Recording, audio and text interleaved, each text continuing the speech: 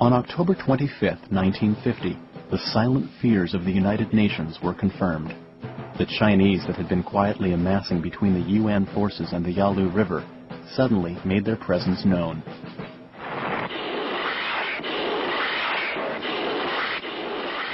In the Central Mountains, thousands of American troops were ambushed and surrounded by a massive Chinese division. Entire battalions were caught off guard and decimated. Airdrops were all the support the UN soldiers had. They fought desperately in all directions, trying to make it out alive. Most of them didn't. As word of the massacre spread among the troops, their morale, which had been sky high just hours before, dropped quickly. They said it sounded like Chinese. No one knew what the hell was going on. It was Halloween and colder than a witch. We waited and froze. It was very dark. Robert Harper, 19th Infantry.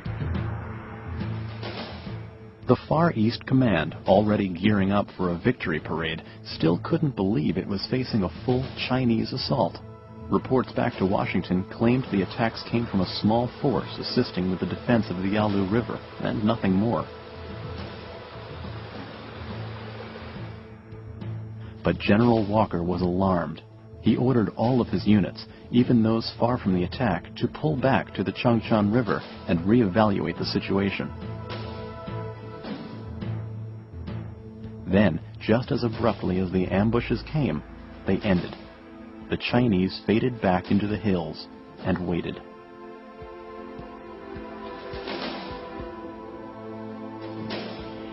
Throughout November, American surveillance planes tried to determine just how many Chinese were out there.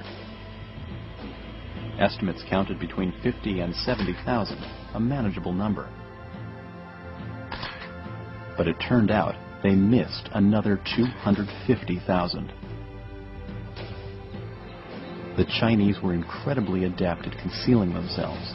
They would keep still all day, camouflaged under helmets covered with brush. To planes flying overhead, heavily occupied areas often looked like empty landscape. Most of November passed quietly, and UN troops held out hope that they'd make it home for Christmas. Assured by the silence, General MacArthur ordered a cautious advance on November 24th. In the west, the 8th Army would head for the Yalu as a unified front, hoping to prevent any single battalion from being caught out on a limb. In the east, the 10th Corps was ordered to make a major advance around the Chosun Reservoir. The first day of the offensive was encouraging. Modest gains were made all along the line. But then, on November 25th, the war suddenly turned upside down. The Chinese found a vulnerable gap between the 8th Army and the 10th Corps in the Central Mountains. They struck there with all their might. The entire UN line was split in two. 3 days into a renewed offensive, the UN force found itself in a full-scale retreat. The UN's lines, as well as its spirits, were broken. And with the attack came the North Korean winter, an enemy that would prove every bit as merciless as the communists.